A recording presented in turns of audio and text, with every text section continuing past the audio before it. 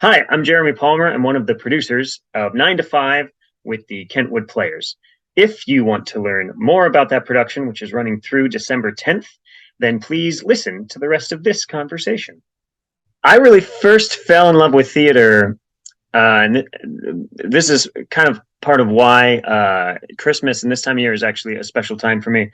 Because way back in the year 1995, I'd been doing a little bit of children's theater. This was in Denver, where I grew up and where I first started performing. I dabbled in some school and church stuff, and then did a couple years of community theater.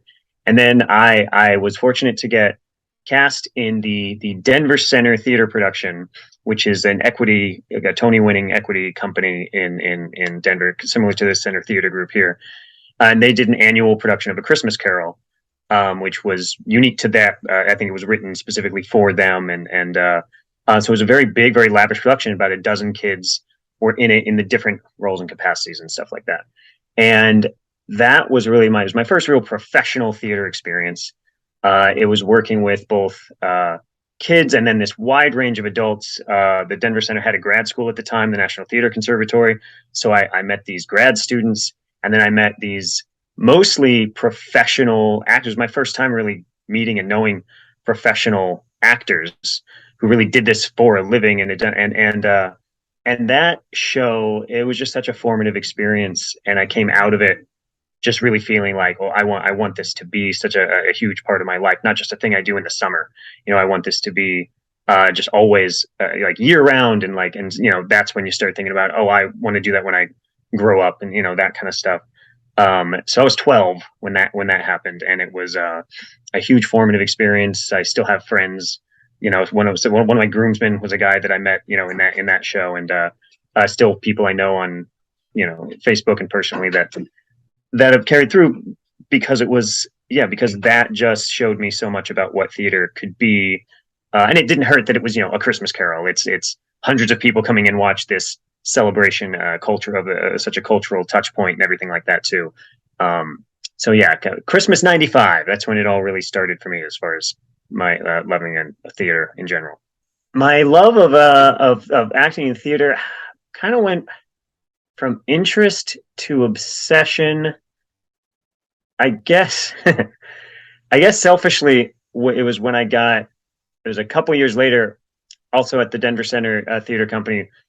I got to do a production of Treasure Island, where, as opposed to being one of 12 kids or in a kid chorus or doing the lead of a community theater, I was Jim Hawkins in Treasure Island.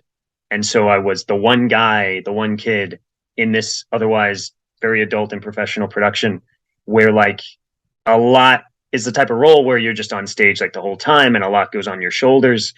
And it was very intimidating, and it was a big challenge to step up. I had to miss a bunch of school. I had to do all this kind of stuff.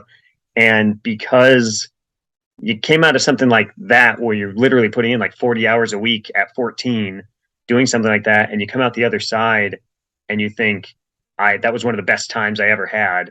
And you're at that age where you're really starting to think realistically, like, okay, who am I, or what am I going to be, and stuff like that. And that came around at a time where I felt like, oh, I did that. It wasn't really that scary. Like I came out of it like, I mean, I know wonderful actors who still get stage fright, or they still get really nervous. And I was like, I didn't have that. I like just experienced so much of the positives and so few of the negatives for it, that I was just like, why would I not just keep doing this and keep this to be a part of my life, like for as long as possible?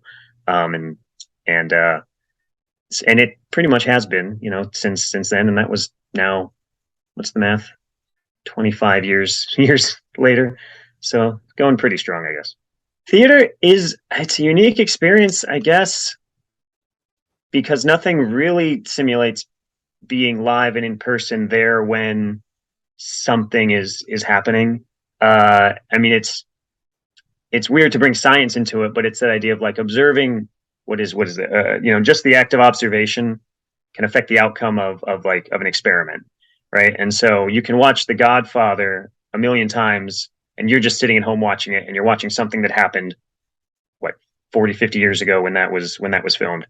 So it might change a little bit for you if you notice different things, but the fundamental, what it is hasn't changed.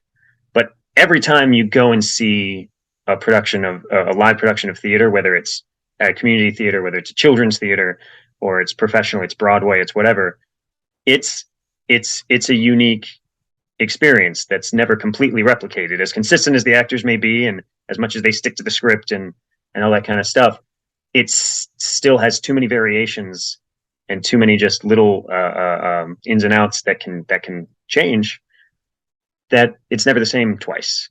And you are, I think, are even subconsciously aware of that, both as an actor and as a performer. That you are. It's an increasingly unique experience in this day and age to be a part of that and to be present for something like that. But it's the same as it was thousands of years ago, and that's why it's as a medium been uninterrupted. It's never not. There's never not been theater in some way, and I don't think there ever will not be live theater for that same reason. I only officially started producing in the sense of like having the specific role of producer. I only started doing that 3 years ago. And that kind of just came about because I theater's still a part of my life, but I de-emphasized it. In 2015, I moved out back to Los Angeles so I could go to film school for screenwriting, which has been the primary focus of my life or my creative efforts since then. But my wife, who I met through theater and who we've performed with many times, she was the one who first got involved with Kentwood Players and who has stayed very consistently involved in theater since we've been moving back out here. And the job that I do makes and my well, I should say my actual job that I make money for more so than the screenwriting, but it makes adhering to the typical theater schedule very difficult because I work in afternoons and evenings and I have like a 9 to 5 job.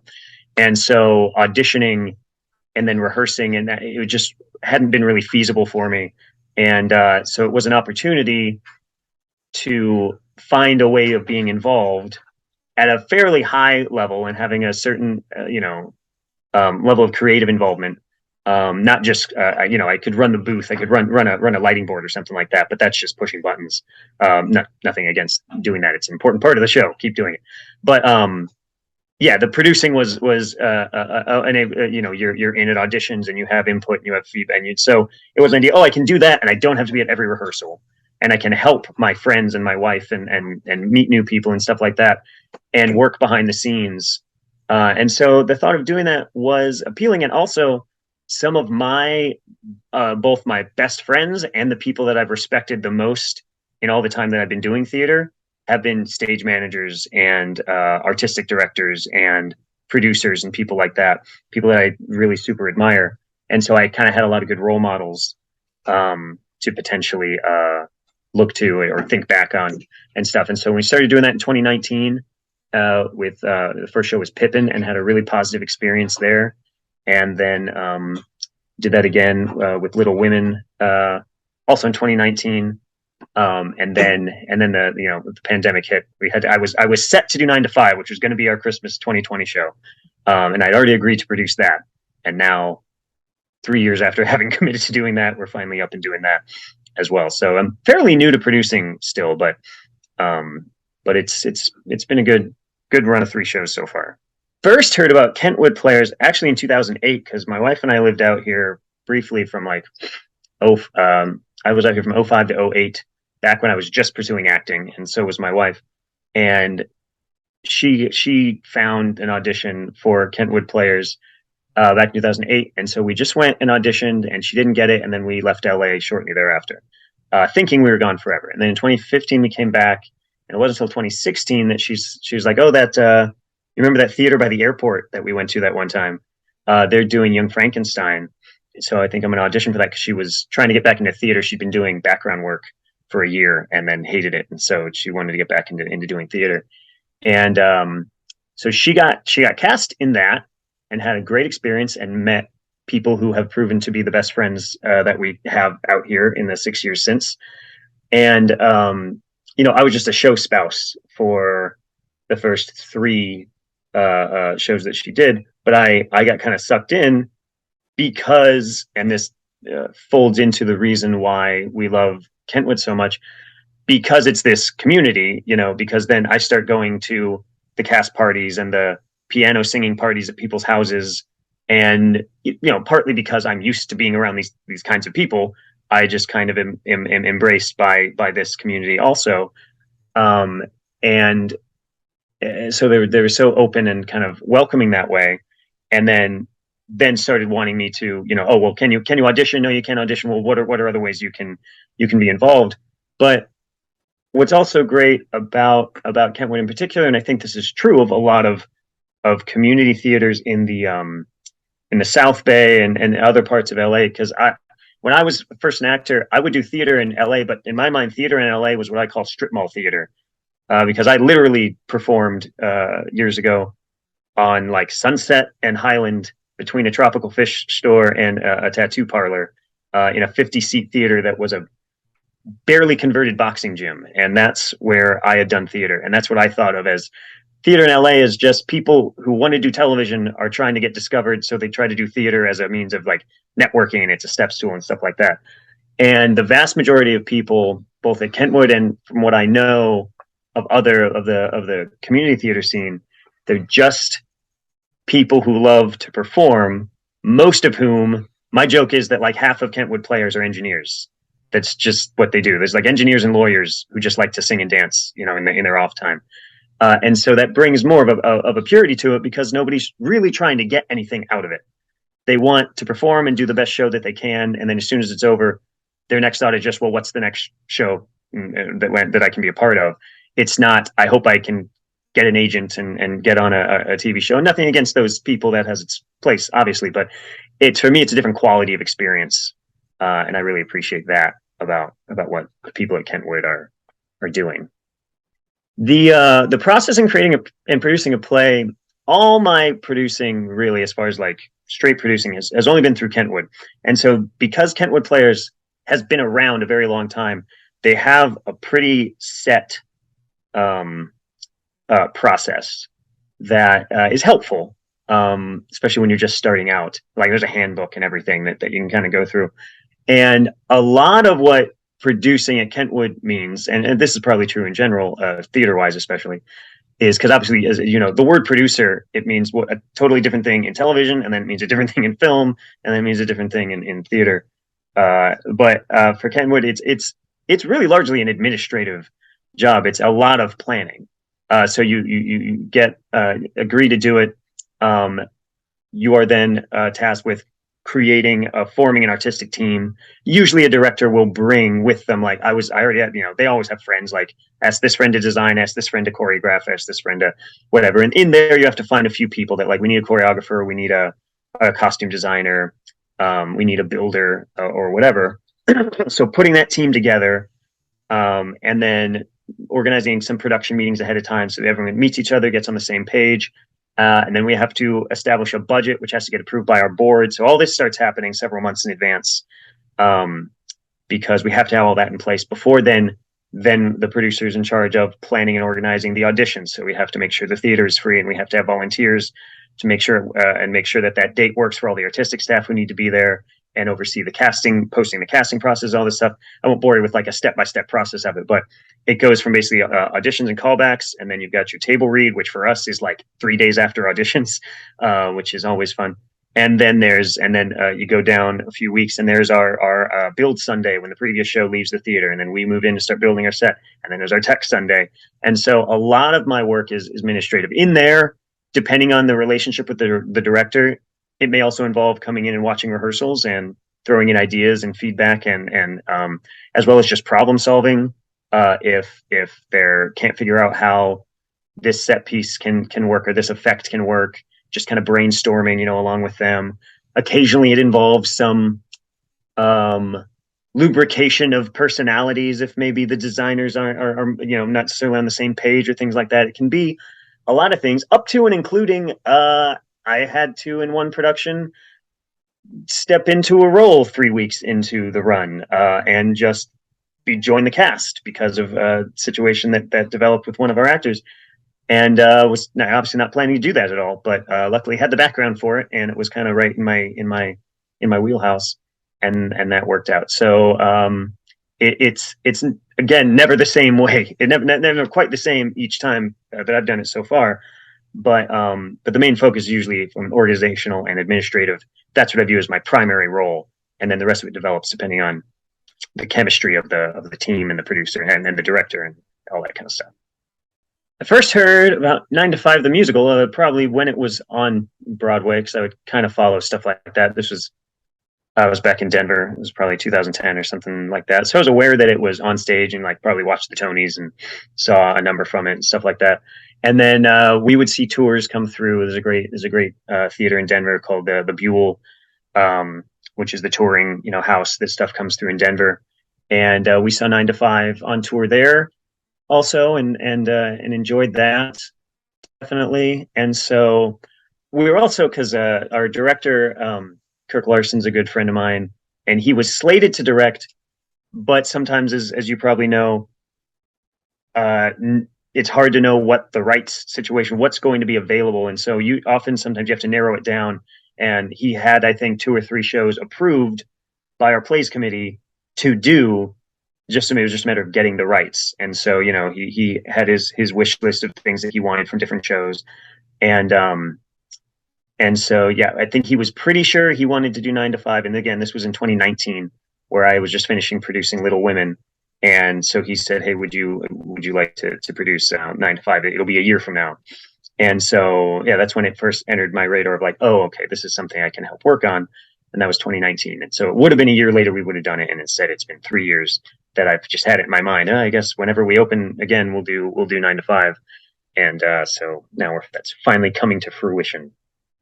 9 to 5, the movie was originally in I think 1981. It was right in the beginning of the 80s. It's a workplace comedy centered on 3 women in the workforce in the 80s, and very corporate setting. So I don't think it's ever specified what even the business that they're doing is. It's just a corporation in the 80s. And these 3 women at different points of their lives. You have one woman who is recently divorced and entering the workforce for the first time. One woman who is a widow with a child, who is a kind of long-suffering workhorse who's been leapfrogged over because she's qualified, and watches men just come get promoted ahead of her over and over again. And then a very sought after attractive secretary who is kind of the target of a lot of kind of what we would now refer to as predatory behavior in the workforce, and they all kind of try to navigate the particular difficulties of their boss, Franklin Hart, who is just kind of the bane of everybody's collective existence. That's kind of where we find everybody early on in the story. And that's true of the film and the musical itself. And then it proceeds in there in somewhat madcap, escalating comedic situations, as they find very creative ways to deal with this what do they call them? Sexist, egotistical, racist, bigot character that is the villain. And all that's true of both iterations. There was also a television show that happened in between there sometime, which is how I remember first, because it was the theme song, the 9 to 5 theme song. But nobody really talks about that much because it's not well remembered. So the musical keeps a lot of that broadly, not surprisingly, because the screenwriter of the film, Patricia Resnick, also wrote the book for the Broadway musical, and just found some ways to adapt that. So the through lines are all pretty much the same. There are songs, of course, including the opening number, which, not surprisingly, is 9 to 5. Certain things were changed, such as like there was a love interest that was added for one of the characters. It's not in the movie, which is kind of a May-December romance, which just is a fun thing for that actor to play with. It isn't one that varies widely from the film. I wouldn't say it's, if you know the plot of the and it even, there are things in the musical that I thought, oh, they must have made that up for the musical. And then I watched the movie, and there's these fantasy sequences that seem very musical theater-y. But then I went back and watched the movie like over the summer, and I was like, oh no, these are in the movie. Okay, that they just So I think it was a very easy transition in a lot of ways, from a straight film into a musical, because really the elements are all kind of there. So that made a lot of sense. And then you had someone like Dolly Parton, who was one of the original stars, wrote that theme song for the movie, and then wrote the entire score for the musical as well, and then is in it like cameos. You get a DVD of Dolly Parton, and she's part of the show. Like, she kind of introduces it and narrates it. So her spirit kind of permeates the whole thing, which I think is good because the world needs a little bit more Dolly Parton. I really like the music and the lyrics. I think it was great that, so I am not a country music fan myself, and I think it's great that obviously there's more to Dolly Parton than just country music. So she definitely did not, try to make it a country musical, which wouldn't have really fit in a corporate setting anyway. She finds moments to do that. The character that she originated, Dorley, a lot of her solo numbers are very country themed, or have that kind of style to them. But she also just capable of just doing, good old Broadway tunes. You've got love songs, you've got comedy songs, you've got chorus numbers. I think my favorite song, as far as the accomplishment of the lyrics and kind of the attitude and the spirit of it, is probably the song "Heart to Heart," which is it's a comedic number that a comedic character sings about her kind of one-way infatuation with Franklin Hart. The title's a pun, so that really helps. And then she's backed up by the female chorus, and so it's a very kind of raucous and somewhat lusty song done by a very intentionally kind of awkward and comedic character. And it's a pretty catchy tune, and the lyrics are I think are some of the funnier lyrics that they throw in there. So also it's a tough call between that. I'm picking two like kind of villain songs, because "Here for You," which is Franklin Hart's song where he's kind of in his head musing about his lust for Dora Lee, also has some very funny kind of double entendres and parlance and that kind of thing too. And it also just established him as a very detestable character, but in a very funny way. So they definitely do a good job with she does a good job with those two kind of villainy songs there, which are both in the first act. Our director is Kirk Larson, who is a longtime member of Kentwood Players, and just participant in theater out in the South Bay. He also a very good friend of mine. My wife and I and Kirk and his husband John are known to have a lot of game nights and trips to wine country and things of that nature. So it's been great to work with him. He most recently, his last directing was Daddy's Dying, Who's Got the Will at Kentwood Players, which was a delightful. That was a non-musical, so this is his first musical in a while. And he definitely takes work seriously, even though it's a comedy. He definitely wants always from the get-go wanted to have it feel kind of real and grounded and not be a big kind of over the top type of affair.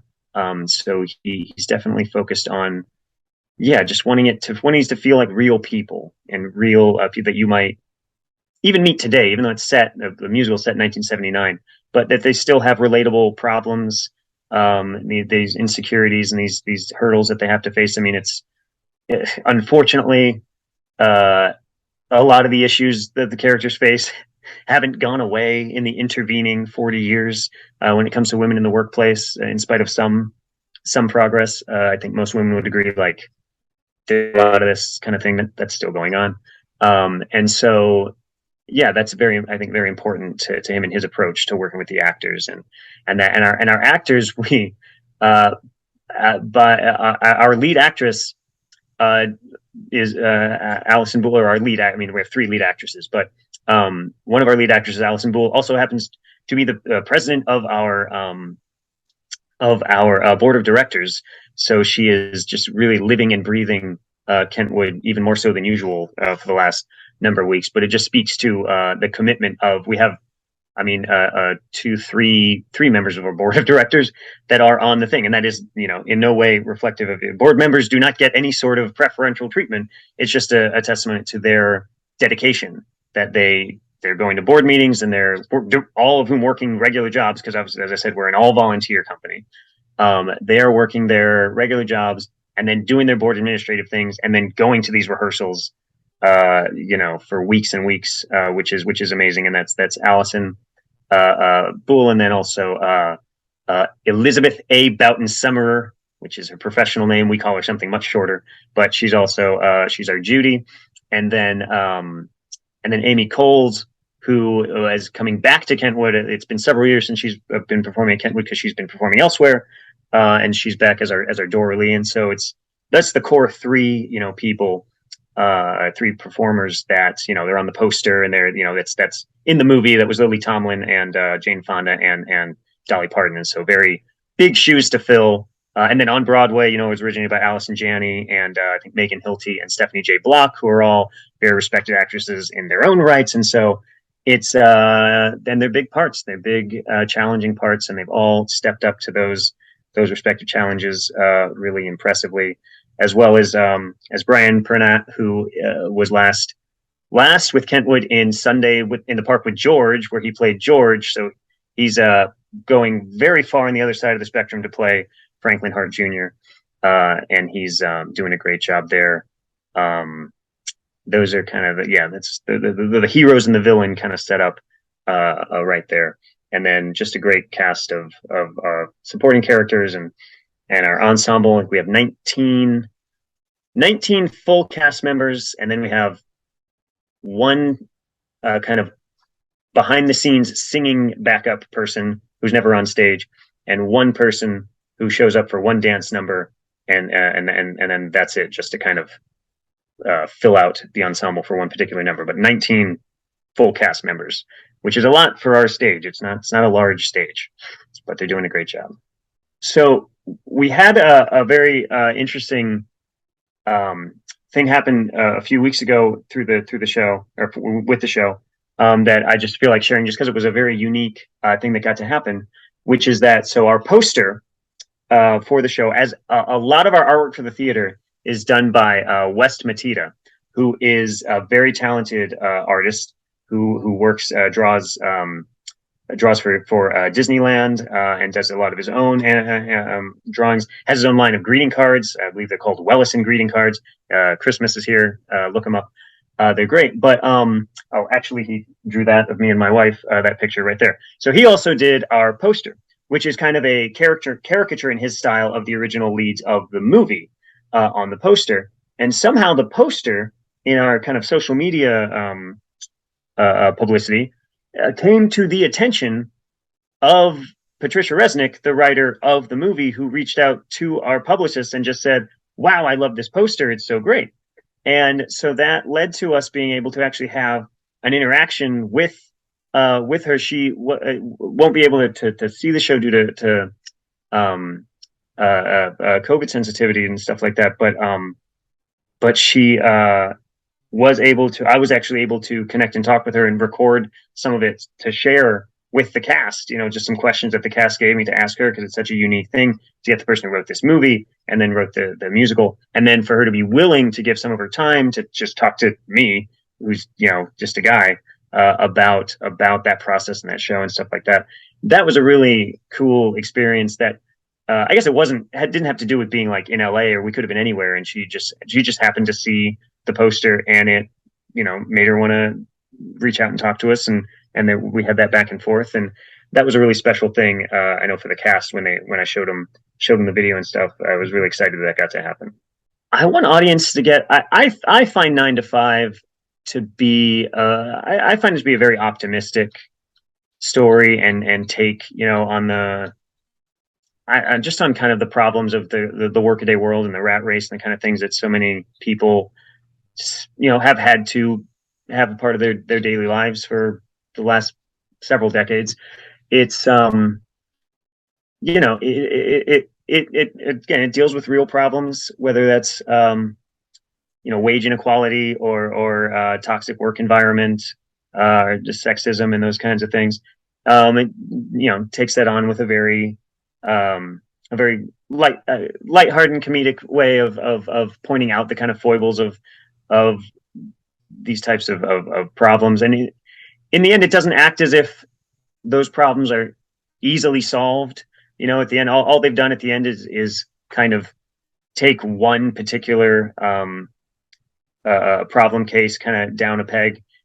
They haven't made the whole system, go away necessarily like that, but they're really true to each other in their friendship, and so I think the loyalty of the characters to each other is just a good reminder that, like, sometimes that's just enough if you can keep just a tight knit group of friends around you and weather your problems together and deal with things that way. That's still kind of a victory, even if other negative elements kind of persist in the real world, I would say. So and it's it's a holiday show. This show does not deal with the holidays at all, but still, I feel like it puts you in the right mood and frame of mind at this time of year that a lot of people like to feel when they go see an entertainment and stuff like that. So I think you leave feeling good about yourself and the world, and I think that's worth leaving the house for, in my opinion. When I'm in the theater watching a production happen, it's similar in some ways to when I'm a writer, kind of standing in the back watching something that I've done, because as a producer you do feel some ownership because there's always something you did. You had a say in some casting. You really pushed for this actor to get to do something, or you threw out a suggestion about this joke or this piece of blocking or business or something. And typically in most of my work has been in musicals and musical comedy. And so, one of the great things about live theater at all is the audience reaction to things. And so I do love just getting that audience reaction, especially for the early on when you haven't had an audience many times, opening night or that opening weekend, and just both feeling that audience reaction or hearing the audience reaction, whether it's laughter, especially where you might not expect it, or whether it's this particular actor or character getting an especially ardent applause for their number or for this bit or something like that. And then also, you can't always tell, depends on how well the actor hides their reaction to it. But just knowing what that means to the actor, because you've watched them go through this process and struggle for this or fight for this or just work hard and practice and rehearse and to know what that means for them, both because I've been there myself and because I've watched them go through this process. To watch them kind of reap the benefits of that audience reaction is just as rewarding as anything else I can think of. I think that people must attend the 9 to 5 production at Kentwood Players.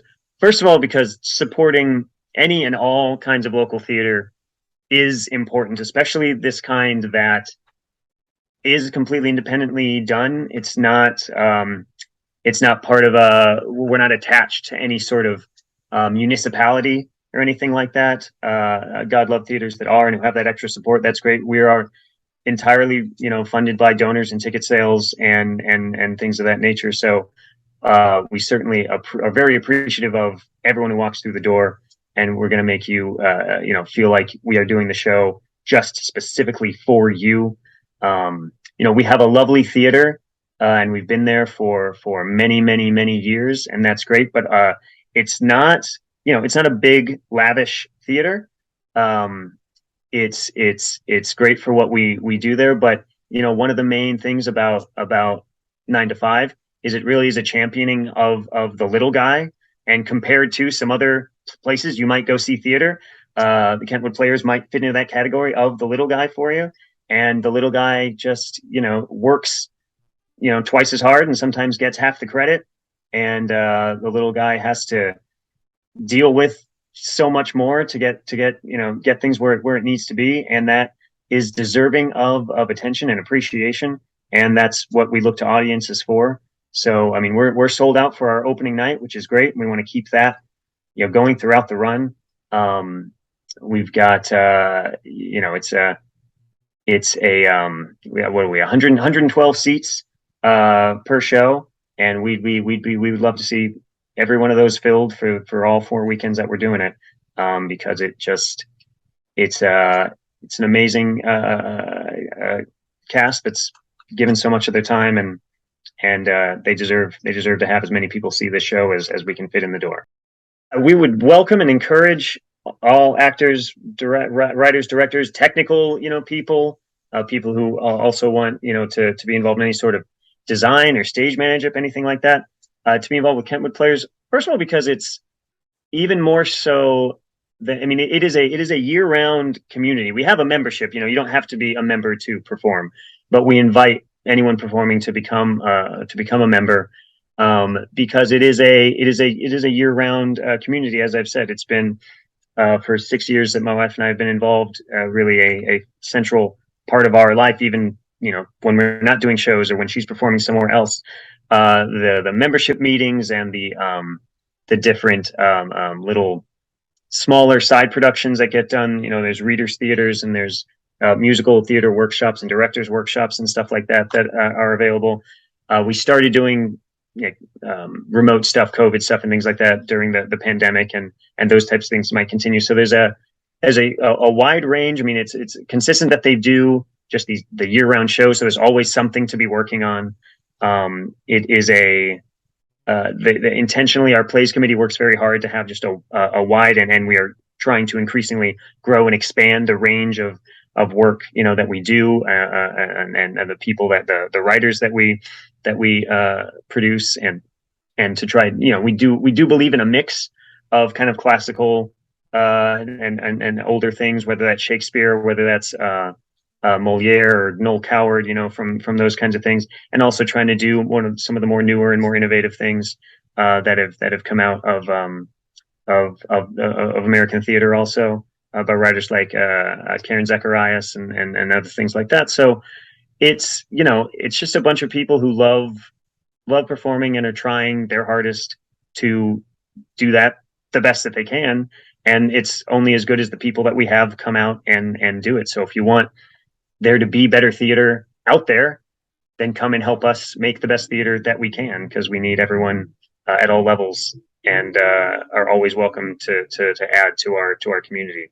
Theaters like Kentwood Players, I mean, I think it's just important, because just that term community, we're in the community. I worked with an actor once who reminded us one night before going on stage, like, just remember, every time you go on stage, it's probably the first show that someone out there is ever seeing, and it's probably the last show that someone out there is ever seeing, whether they realize it or not at the time. And I think that's true of every individual, like, community theater production. It is a gateway, whether it's for kids or whether it's for people who just always thought, I don't know, I'm not really interested in theater, but okay, there's this thing, that's doing a pay what you can show, or that it's just down the street for me, and I guess I'll go check it out. And it just opens up people's lives and their minds to just the world outside them, or the world that's not on social media, the world that's not just on television and stuff like that. It's a way to connect to our past, from the stories that are being told there, and it really, it's very cliche to say, but it really gives you hope for the future, and all that kind of happens at the community theater level, which is accessible, which is right in your neighborhood. It's in your community. It's not something that's you have to go downtown for. It's not something that's in people coming through town that are going to perform and then move on and go to the next town. All that's great, and all that is also should be there, but all that's also got a lot of money behind it. And the community theaters are usually just going from year to year, just trying to scrape together enough money to do the next show and to do the next show. And it's hard. I mean, everything is more expensive, as we all know, but it's just art. I don't know. Art's always mattered to me. It's been a huge part of my life, again, since I was 12 years old, and I've seen it make an incredible amount of difference in countless people's lives at Kentwood, as well as other places. And I mean, people do also not, I say this as I'm also the director of development for the company, which is a whole other thing I won't go too much into, except to say Um, you know, ticket sales only go so far. You can sell out a whole show, and that doesn't necessarily mean you are making money off it. These tickets they are nonprofit organizations. We are a 501c3 organization ourselves, and it needs both ticket sales and individual donations to bridge the gap between our expenses and our ticket sales. So there's always going to be a gap there. That in addition to seeing the shows, even if you can't make it to see a show, we would welcome always welcome any sort of donation or support or anything like that. We're doing year-end giving and stuff like that. We're getting ready to send that out to people. It's supporting. I can't stress enough how important it is to support local arts or organizations like Kentwood Players. Hi, I'm Jeremy Palmer. I'm one of the producers for 9 to 5 with Kentwood Players, running through December 10th. We will be off Thanksgiving weekend, but we are running through December 10th, and we just encourage anyone to come out and check out the show. This cast has worked so incredibly hard, and they deserve to have as many seats as possible filled for these performances going on Friday, 2 on Saturday, and Sunday through December 10th. We appreciate everyone who comes and supports local and community theater like us. So please come out and enjoy the show.